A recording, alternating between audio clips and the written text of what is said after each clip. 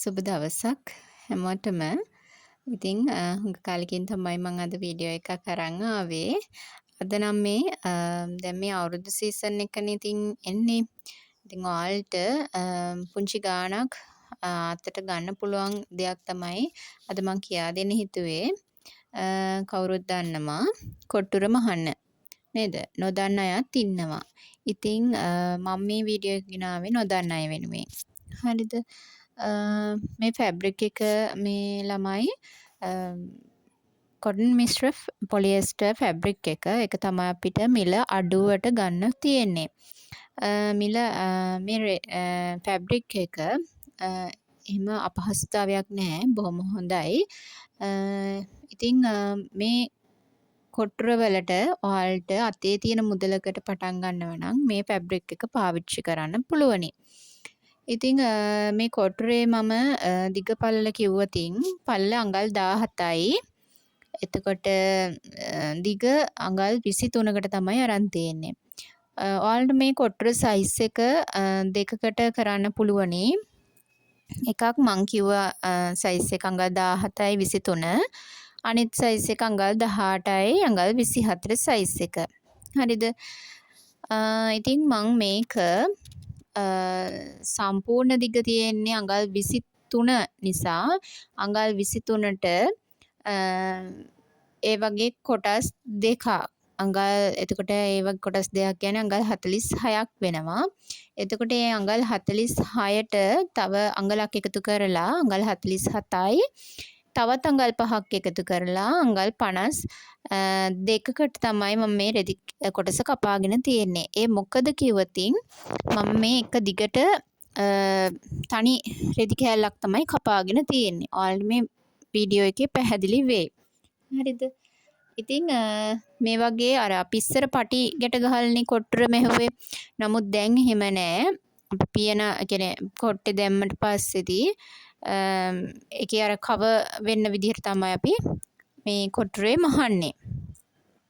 හරිද? ඉතින් මෙන්න මේ විදිහට මං අඟල් 6ක් තියාගත් ඉස්සෙල්ලාම කොටස ඔයාලා දකින්න ඇති එක.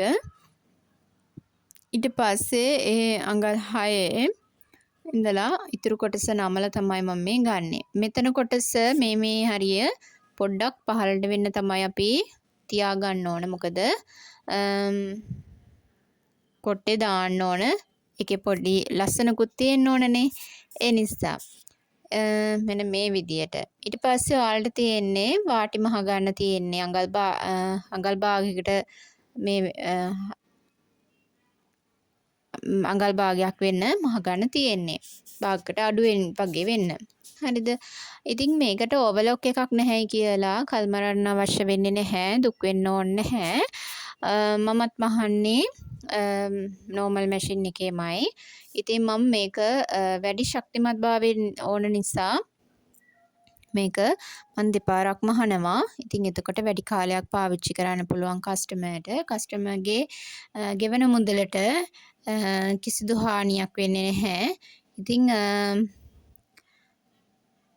මේ විදිහට අපි නමා ගන්න ඕන. හරිද?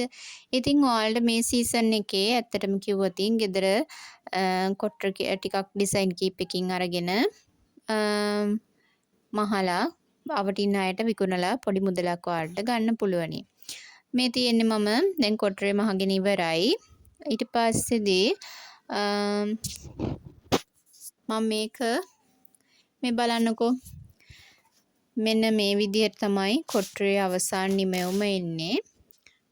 මේකේ ඇතුල් පැත්ත ගත්තොත් හරිද?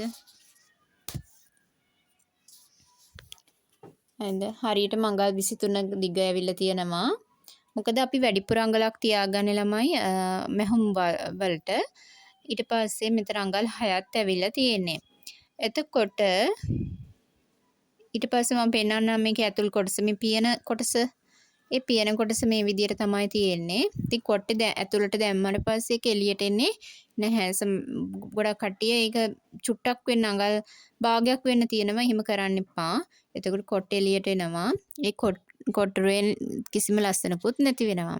ඉතින් කස්ටමර්ට දෙනකොට අපි මේක හොඳට මැදලා අයන් කරලා තමයි පිළිවෙලකට අපි කස්ටමර්ට දෙන්න ඕන. හරිද? ඒ ගැන සැලකිලිමත් වෙන්න.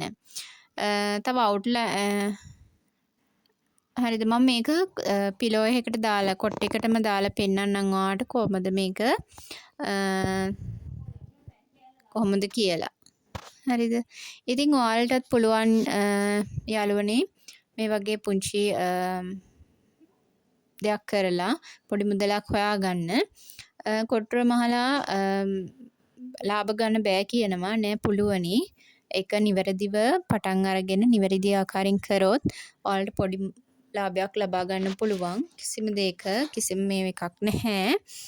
ඉතින් මම කියනවා මම ඔයාලට ආරාධනා කරනවා ඔයාලටත් පුළුවන් නම් පොඩි මුදලක් වියදම් කරලා ඇත්තටම කිව්වොත් රුපියල් 500ක් 600ක් වගේ මුදලකට ඔයාලට රෙදි ආර කීපයක් අරගෙන ඩිසයින් දෙකකින් වගේ අරගෙන ඔයාලට කොට්ටුර මහල විකුණන්න පුළුවනි. ඉතින් ඔයාලා උත්සාහ කරලා බලන්න. එක පැතිවල එක මිල තමයි තියෙන්නේ. නමුත් මේ ෆැබ්‍රික් එක තමයි ඔයාලට අඩුවට මිල අඩුවට ගන්න පුළුවන් තියෙන්නේ. ඉතින් මං හිතනවා ඔයාලට මේක තේරෙන්නේ නැති කියලා. ඉතින් කොට්ටුර මහන්න ඕන කෙනෙක් දන්නවා. නමුත් ගොඩාක් අය ඉන්නවා ඕවර්ලොක් එකක් නෑ මට කියලා. ඉතින් එහෙම නැහැ. ඕවර්ලොක් කිරීම අවශ්‍යම නැහැ. අත්‍යවශ්‍යම නැහැ. මේ විදියට ලස්සනට නෝමල් මැෂින් එකේ ඩබල් මැස්මට් එක දාලා මැහුවට පස්සේ කිසිම ප්‍රශ්නයක් නැහැ. ඉතින් ඔයාලා දෙන ප්‍රොඩක්ට් එක ඊටම් ක්වොලිටියට දෙන්න. ඉතින් අලුත් වීඩියෝ එකකින් ආයෙ හමු වෙමු. සුබ දවසක් හැමෝටම.